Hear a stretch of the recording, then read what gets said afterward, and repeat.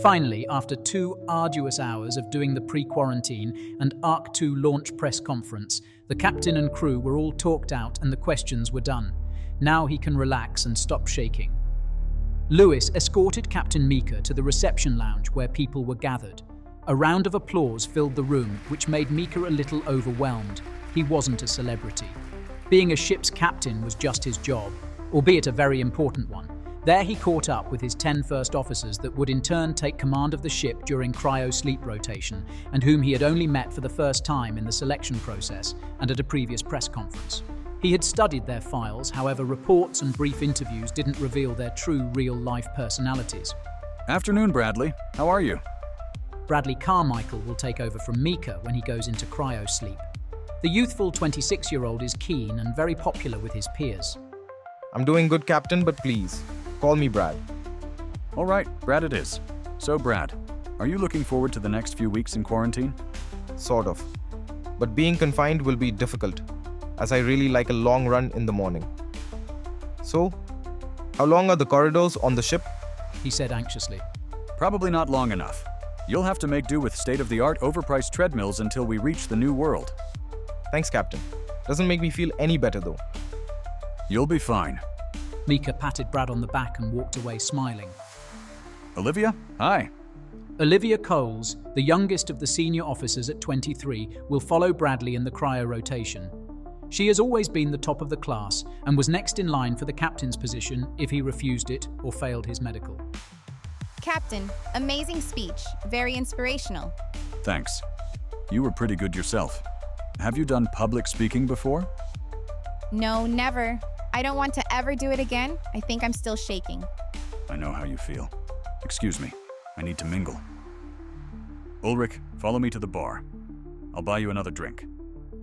Ulrich Bauer is a very strict but fair leader and will do his job well. He is 1 year younger than his boss, Mika. Thank you, Captain, but aren't the drinks free? It's the thought that counts. 2 beers, please. They stand at the bar drinking. I'll repay the sentiment another day. Sorry to hear you lost your father Felix last week. You'll miss the funeral then? No. We managed to arrange it for yesterday. The crematorium was very accommodating and understood the rush. It was a quiet affair. Ulrich tried to hide his emotions, but his voice betrayed his efforts. To your father, may he rest in peace. Raising his glass of beer. To Dad, I'll miss you. Tschüss. Clinking his glass with Mika's. Yes. Goodbye, Felix. The two sat quiet for a while, supping their alcoholic beverage. Do you mind if I leave now, Captain? I need some time alone. Of course. You've done your part today and did it admirably. Take care. Thanks, Captain. Captain Mika sits at the bar. The conversation had made him think of his own family he was leaving behind. Hey, are you okay? She said quietly, whispering. First Officer Kamari approached sheepishly, not really wanting to disturb him. Kamari Aziz is only 1 year older than Olivia. Her enthusiasm for the journey along with her skills was the reason she was chosen. Yeah, just having a moment. Thanks for asking. How are you doing with all this? Mika raised his head and rejoined the room. It's exciting and overwhelming at the same time, but I'm ready for the adventure. You're going to be great. You've trained for this, she said encouragingly. It's not the job I was worrying about. I was thinking about loved ones.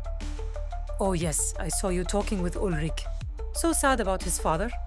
I couldn't fly out to say goodbye to my extended family over in the Middle East because of the huge dust storms that keep happening nearly every day. I'm going to miss everyone so much, but what we're doing is really epic. We're strong enough to do this. You're right. Thanks for the pep talk. I needed that. Mika placed his hand lightly on her arm. Oh, by the way, Brooke wants to catch up with you as well. Yes, where is she? She is talking to Cormac over near the buffet. I could do with a bite to eat. See you later. Mika wandered over, feeling more enthused from Kamari's kind words. He picked up a plate, grabbed a couple of tuna mayonnaise sandwiches, and took a satisfying mouthful. He didn't realize how hungry he was. He had skipped breakfast that morning. Afternoon, Brooke. Cormac? Sorry. Just a minute. Okay, I finished. That tuna was so tasty. Enjoy it, Captain. Once all the tins are eaten on board the ship, we might never eat tuna again. No, I'd not really thought about what food we will be eating on the new planet. Don't forget, if conditions are right, we might be able to produce farmed fish. It also depends what's already available in the rivers, and if it's safe to eat, said Mika reassuringly. Cool, I love battered fish and chips.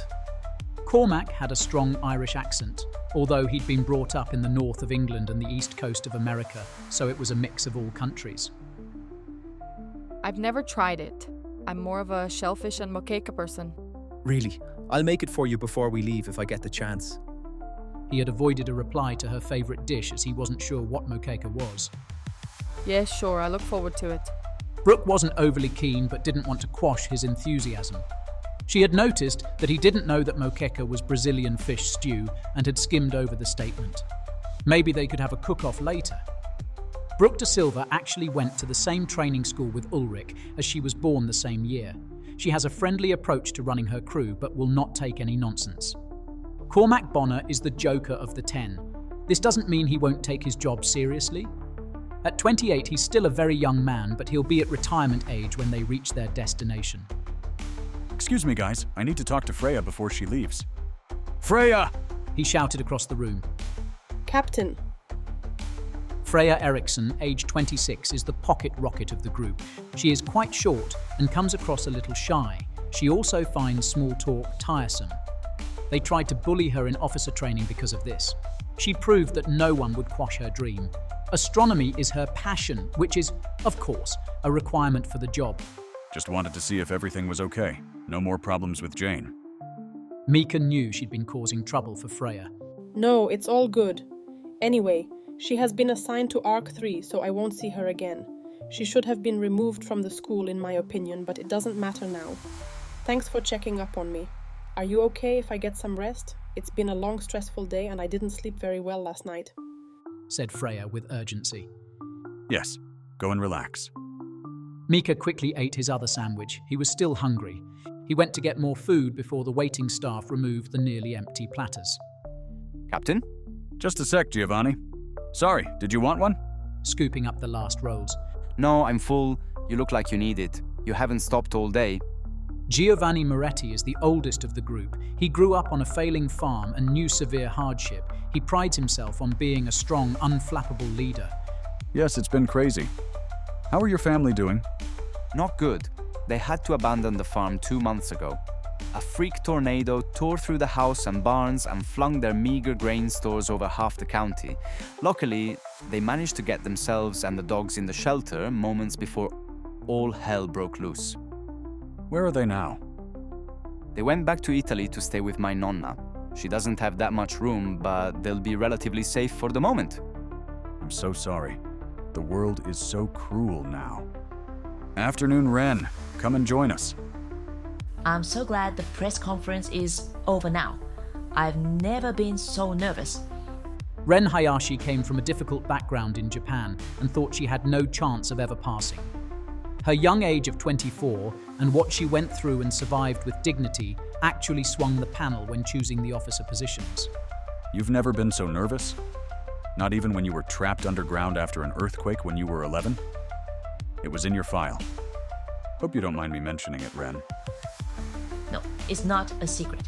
Actually, my parents were so supportive the whole time we were buried. They didn't show any fear at the time. Afterwards, they struggled with nightmares, and I took care of them. I'm not afraid of confined spaces at all, which I presume is not normal, she said convincingly. You'll have no problems living on the ship for 400 years then. I grew up in wide open fields, so being confined in a large metal box is a bit daunting. You'll all be fine, said Wesley, joining the group. We've got a good support system in place, and we've had the training. We can deal with anything thrown at us. Wesley Thomas is 1 year older than Ren. He has a soft-hearted personality, but is firm and direct in his approach to problem solving. Wes is right. We'll be traveling with the best people who are highly skilled in their areas of expertise. If a problem arises, I'm certain we have the knowledge to solve it, said Mika confidently. He was sure, but in the back of his mind, he knew there could be huge challenges that could not be dealt with. Others must think so too. Who wants another drink before we leave? I will. Me too, please. I'll have a large beer, Giovanni. Once the formalities were done, the officers would join the rest of the crew in quarantine for a month before launch. They had to make sure no one was ill or taking any disease with them that would jeopardize the mission. For Mika, this will be the most time he would spend with them on the entire journey. Each of the crew bring their own character and personality to the job and have been specially chosen from an amazing selection of qualified personnel as the best of the best. Mika had been involved in choosing his team. After all, they will be in charge when the others are in cryosleep, and he needs to know he can trust their leadership.